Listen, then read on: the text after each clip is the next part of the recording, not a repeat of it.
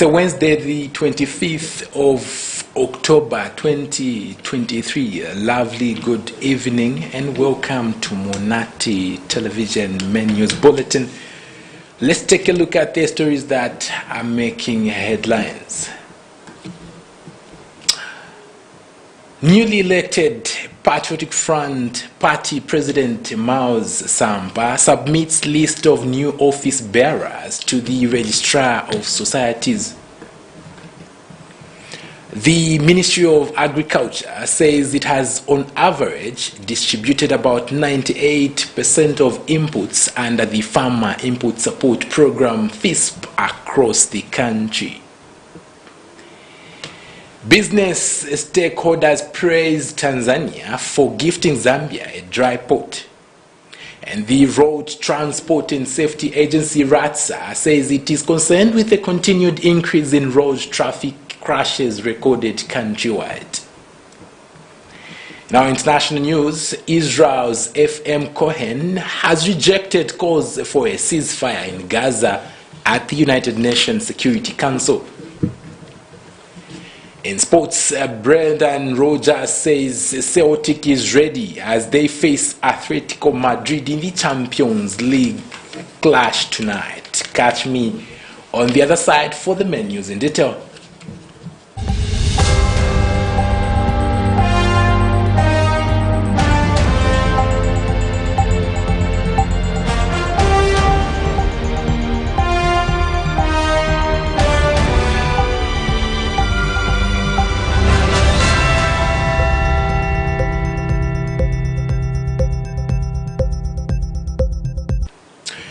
Well, thank you very much for joining us for tonight's main news bulletin. To present you with the details, my name is Goodson Banda. The newly elected Patriotic Front Party President Miles Sampa says he has submitted a list of new office bearers of the Patriotic Front Party to the Registrar of Societies for the change of ownership and is awaiting response from them as they do their process to change the presidency of the party from Edgar Chagolungu to Miles Sampa. And Mr. Sampa says anyone else claiming to be the party Secretary General, apart from Morgan Ngona, is but a masquerader. Meanwhile, Mr. Sampa says he will not step down as Matero Member of Parliament until 2026, as it is costly on the government to cause a by-election that can be prevented. So Miles Sampa has no criminal case in the past, no criminal case in court. So that's why fingerprint yakipita within 1 hour. But we are as clean and clear as water. So that's where we are. We are waiting for response from the registrar. They are doing their own processes so that we change the ownership. The president will change from the former president Edgar Lungu to the new president Miles Sampa.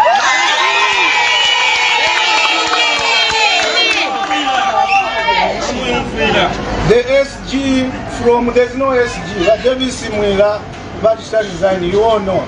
So anybody else is masquerading. There is no SG for PF, but as at yesterday, the SG is Morgan Ngona, and we've put that name, and once stamped, he'll be the official SG.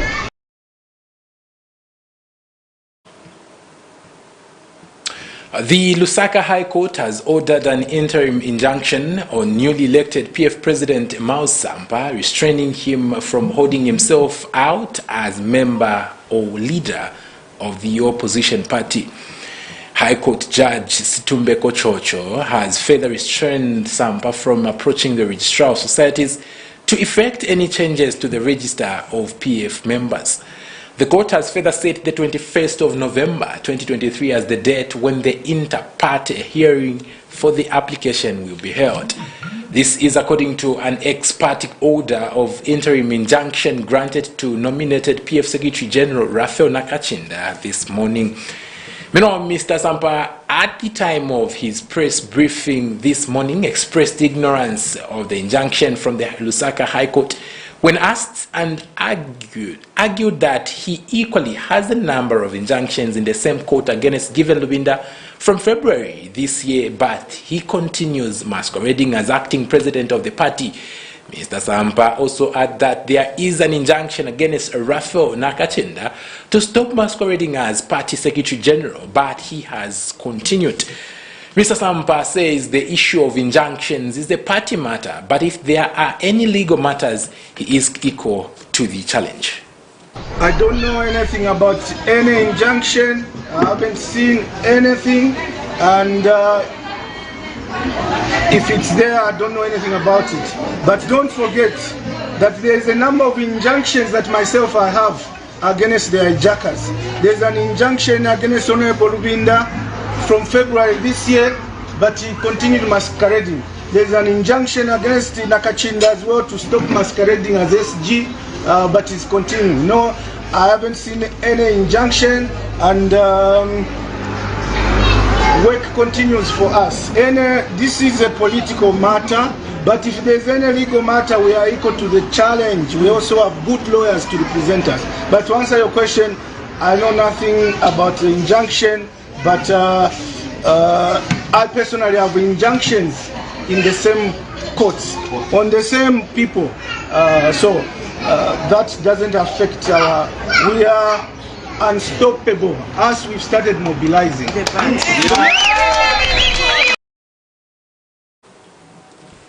The Road Transport and Safety Agency, RATSA, says it is concerned with the continued increase in road traffic crashes recorded countrywide.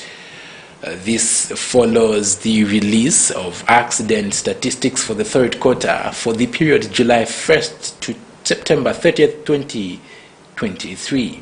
In a statement released to Munati television news, RATSA acting head public relations officer Mukela Mangolwa says 9,888 crashes were recorded on Zambian roads in the third quarter of 2023, compared to the 8,919 road accident crashes recorded in the same period in 2022, indicating an increase of 10.9%.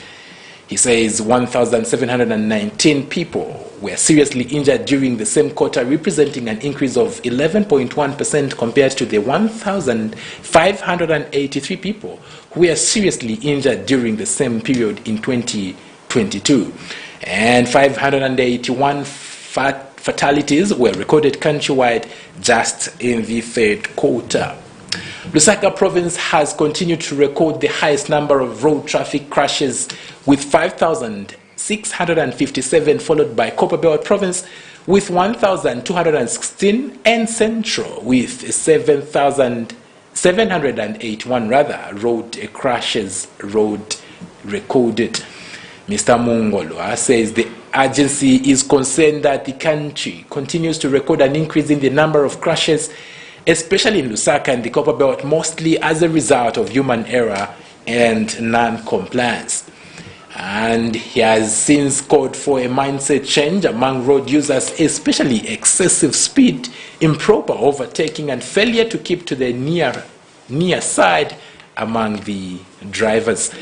Meanwhile, the agency says it is exploring other enforcement strategies in an effort to enhance compliance among road users, especially now as we draw towards the festive season.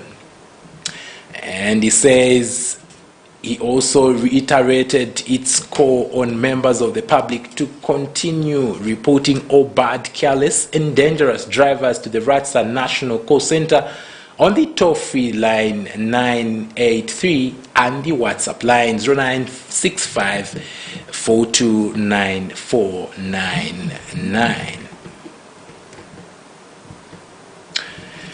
The Anti-Corruption Commission, SEC, says it has noted with concern the increase in another corrupt practice known as sextortion, also known as sexual gratification. Speaking during the 2023 third quarter media briefing on the fight against corruption in Lusaka today, Anti-Corruption Commission Head of Corporate Affairs, Mr. Timothy Mono, says this type of corrupt practice appears to be coming in the open, especially in colleges and higher learning institutions. Mr. Mono says sexual gratification not only preys on individuals' vulnerabilities, but also erodes the very essence of trust and erodes the moral fiber within society. He says the Commission is determined to fight this immoral practice in its pursuit of curtailing the vice and holding perpetrators accountable for their actions.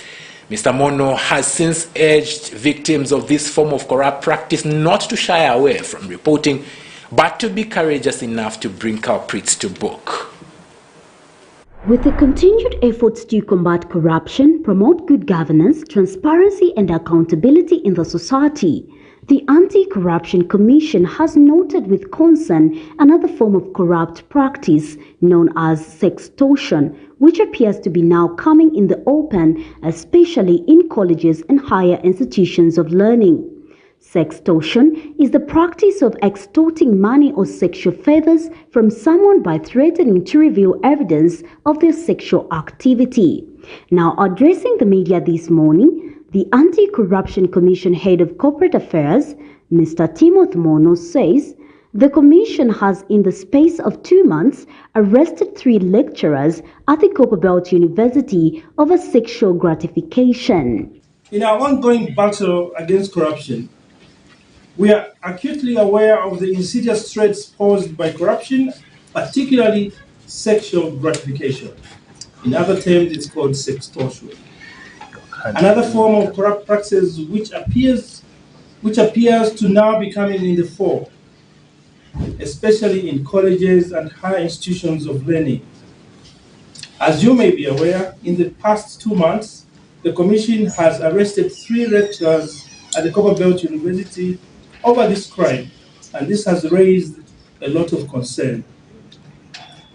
Sexual gratification only preys on individuals' vulnerabilities, but also erodes the very essence of trust and erodes the moral fiber within society. Mr. Mono has since appealed to the public to be vigilant and report any act of corruption for perpetrators to be brought to book. The Commission would like to urge victims of this form of corruption not to shy away from reporting, but to be courageous enough to bring culprits to book.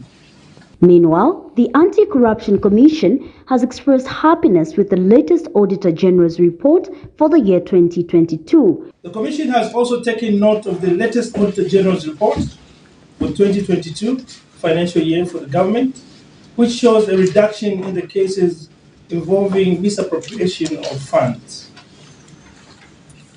The Commission is pleased to note that measures put in place to seal the leakages of public resources are taking effect, and that integrity committees in public institutions need to further be strengthened in order to have zero audit queries in all these public institutions. Reporting for Munati News in Lusaka, I'm Margaret Kangwa.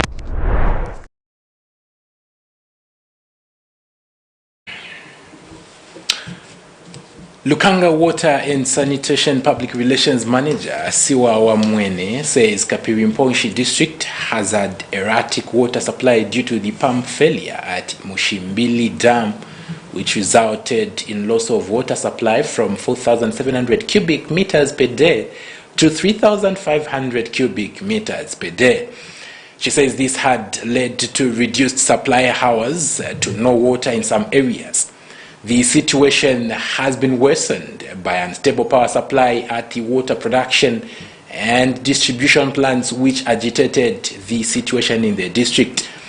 Ms. Mwene says, as an immediate measure, Lukanga Water has purchased 2 pumps which will be installed at Mushimbili and Lunchu Dam to restore normal water supply. Good afternoon, colleagues. A press statement from Lukanga Water for your possible use. Kapiriposhi District has had erratic water supply due to pump failure at Mushimbili Dam, which has resulted in loss of power supply from 4,700 cubic meters per day to 3,500 cubic meters per day. This has led to reduced supply hours to no water in some areas. The situation has been worsened by unstable power supply at both the water production and distribution plants, which has agitated the situation in the district. As an immediate measure, Lukanga Water has purchased 2 pumps which will be installed at both Mushimbili and Lunchu dams to restore normal water supply. The pumps are meant to improve water supply to areas facing erratic water supply in the district. On the other hand, Lukanga Water is constantly engaging ZESCO to resolve power challenges as the water company solely depends on hydropower for water supply. Lukanga Water empathizes with the Kapiri community as alternative water sources that people use have dried up due to the nature of the season. The company hopes that as an immediate measure, ZESCO will also put in place measures which will quickly address the situation, especially before the onset of the rains, where power outages are more frequent. In the long-term measure, Lukanga Water, in conjunction with a consortium of donors, which includes the European Union, German Aid in Zambia or GIZ, KfW, a German bank, and UNICEF, has secured about 21 million euros for water improvement project in some parts of Central Province. Among the objectives of the upcoming project is to improve efficiency in sustainable energy utilization, alternative power supply through photovoltaic, PV solar installations, land revenue water management, and network expansion.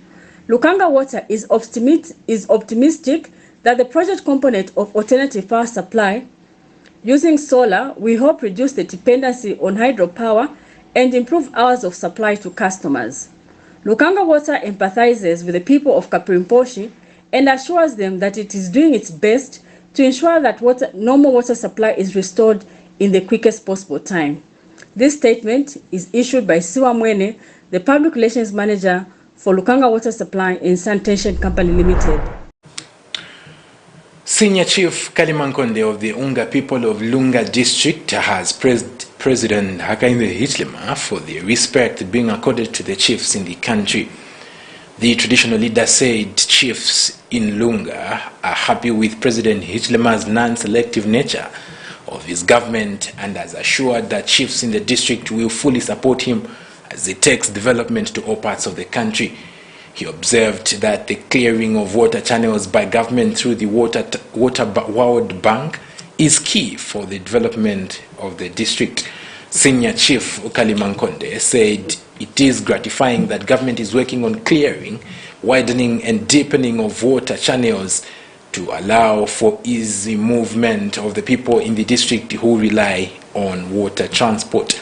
The traditional leader said this when Permanent Secretary for Special Duties at Cabinet Office Patrick Mucheleka called on him at his palace.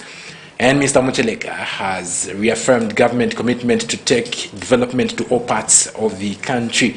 He has since assured the senior chief that the government through the solar power grid project will electrify all islands in Lunga.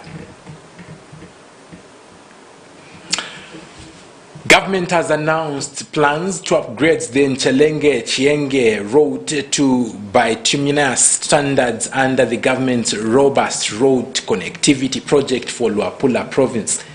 Luapula Province Minister Njavwa Simutoe says the road is a strategic road which can spur economic development in the region once constructed. Mr. Mmutoe stated that the government is constructing other strategic and economic roads in the province. He cited the other roads being worked on as the Pedico, Tuta and Mansa and Chelenge roads. And Mr. Mmutoe has expressed happiness that the government will upgrade the Mansa airport next year. Mr. Mmutoe explained that upgrade works on the Mansa airport will include the runway and airfield ground lighting systems to enhance aviation safety and security. He noted that the upgrade of the airport coupled with a good road network will bring about economic development in Luapula Province. Mr. Mmutoe was speaking during the celebrations to mark Zambia's 59th independence anniversary in Mansa yesterday. Just watching Munati television main news. For now, we take a commercial break. We'll be right back shortly. Stay tuned.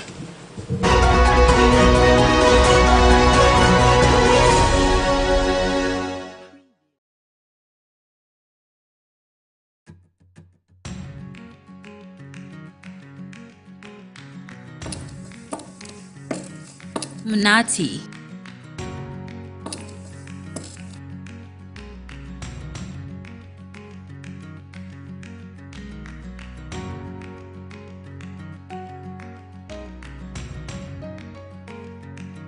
Meaning something sweet.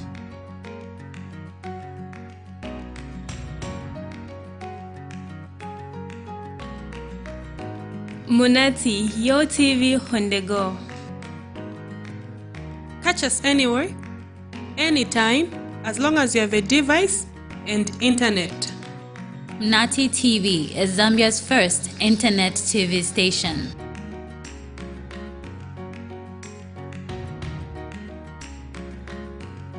And internet is just not in Zambia, meaning Munati TV cuts across all borders with viewers all the way from USA, Botswana, South Africa, the UK, and world over.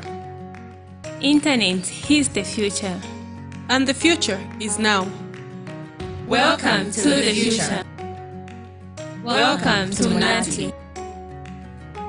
Your TV on the go.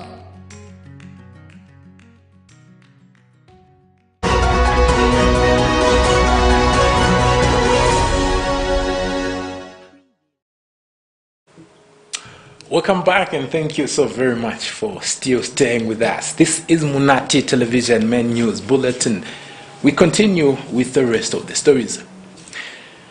The Ministry of Agriculture says it has on average distributed about 98% of farming inputs under the Farmer Input Support Program FISP across the country. In an interview with Munati Television Main News, the Ministry's Permanent Secretary for Technical Services, Green Mbozi, says the distribution of compound D fertilizer has on average reached 98% delivery. And Mr. Mbozi says his ministry has given all the companies supplying urea fertilizer to wind up the distribution of the commodity across the country by the end of this week.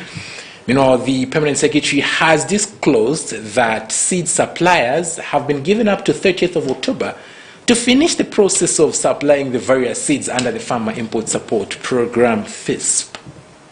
The distribution of the agriculture inputs for this season, I'll start maybe with the fertilizers. For compound D, I'm sure you are aware that only two companies, on account of these two companies being manufacturers of fertilizers, were awarded the contract to supply 120,380.25 metric tons across the country. These ones have actually, on average, they have reached about 98% delivery. The small percentage that is not yet delivered to the provinces is not because it's not there. It is on account of the storage facilities being a bit limited, awaiting the actual collection of inputs by farmers. Once the farmers start, which we started last week, so these inputs, notably, this is in NCZ in Northwestern Province, this fertilizer will move. So, in short, what I'm saying is for compound D, it's actually available 100%, but just a small percentage which is yet to be taken to Northwestern Province. We have given them an understanding that by this following weekend, the coming weekend, Friday, Saturday, all the companies should be winding up the distribution so that our farmers who have started collecting these inputs actually have these inputs before the rains become very, very serious in terms of the seed industry who we contracted up to the 30th of October to finish the process. And so far we are doing quite well. Maize, as at yesterday, we are yet to get today's report. We are on 71%. The Lusaka City Council, LCC, says there has been a positive rise in the compliance rate among businesses during the 2023 licensing period as compared to the same period in 2022. LCC Public Relations Officer Nyambe Wulumba has attributed the rise in compliance levels among businesses to the task forces established by the local authority. In a statement issued to Munati TV in Lusaka, Mr. Wulumba explained that more businesses are now adhering to regulations and guidelines set by the council following the ongoing awareness campaigns and sensitization programs to business owners being done by the task force. Mr. Wulumba further attributed the development to the recent partnership with the Indo-Zambia Bank, where clients can pay fees for business permits over the weekends.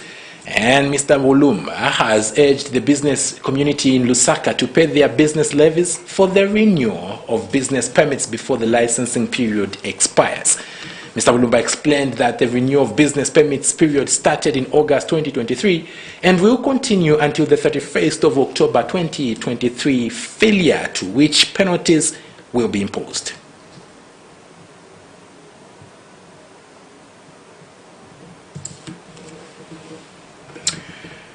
The Southern Africa Cross-Border Traders Association, Zambia, has commended the Tanzanian government for gifting Zambia 20 hectares of land at the Kwala port in Dar es Salaam that will be dedicated for consignments destined for the Republic of Zambia. Secretary General Jacob Makambwe says the gesture will help address challenges that Zambia used to face when clearing goods using the Kwala port in Dar es Salaam. In an interview with Zanis in Lusaka, Mr. Makambwe hoped that the dry port land will address all the bottlenecks related to quick clearing of goods destined for Zambia and those for export.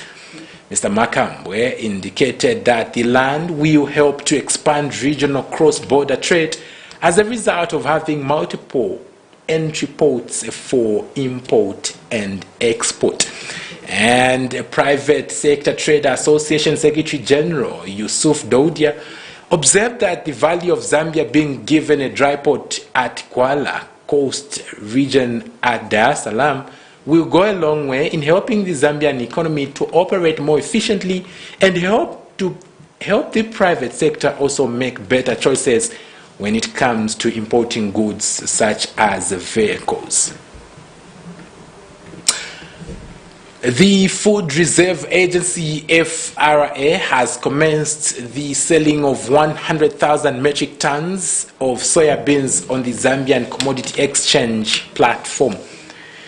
In a statement to Munati News, FRA Public Relations Manager John Chipandwe says that the agency has partnered with Zamache to trade part of its soybeans on the Zamache platform. Mr. Chipande explains that Zamache is a transparent marketplace for the trading of commodities, certification of storage sites, grading and valuation of stored commodities under warehouse receipts, as well as an enabler for the financial sector to finance warehouse receipts. He says in order to promote competition and enhance farmers' economic welfare, Zamache membership is open to individuals or corporate entities looking to participate in the commodities market in Zambia and the African continent. He has since advised stakeholders interested in buying the FRA soybeans to register on the Zamache platform and express their intentions formally as stipulated on the platform. He has, however, further revealed that the agency plans to be trading part of its maize stock on the Zamache platform and that practice shall become the norm. The Food Reserve Agency wishes to announce that it has commenced the selling of 100,000 metric tons of soybeans on the Zambian Commodity Exchange ZAMES platform. So ZAMES is a transparent marketplace for the trading of commodities, a certification of storage sites, grading and evaluation of stored commodities under warehouse receipts, as well as an enabler for the financial sector to finance warehouse receipts.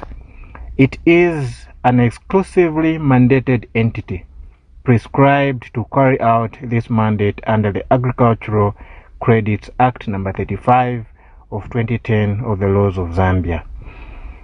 So the agency is therefore notifying the public that it has partnered with Zames to trade part of its soybeans stock of 100,000 metric tons on the Zames platform.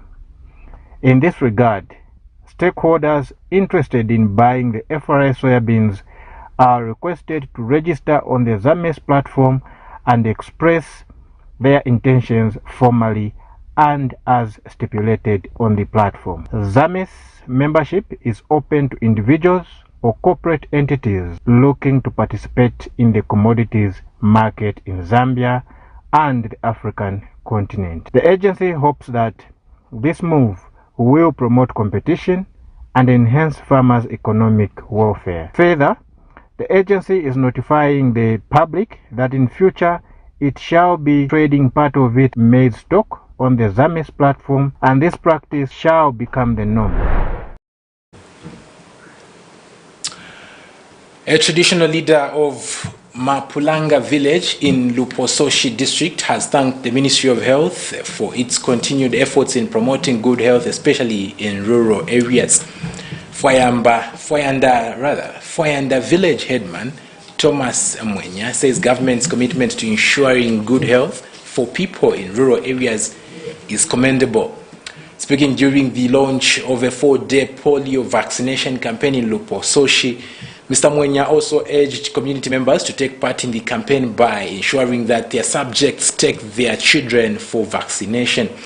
And Lupososhi District Health Director Kenneth Chanda has advised the public to take keen interest in ensuring that their children are vaccinated. Dr. Chanda says polio is a dangerous and infectious disease which may have life-threatening consequences if not treated. He says if left unchecked, a child may suffer long paralysis, which may even lead to death. And Lupososhi District Commissioner Simon Mwenya, who officiated at the polio campaign launch, says the campaign is a countrywide exercise that government has put in place through the Ministry of Health to curb the disease.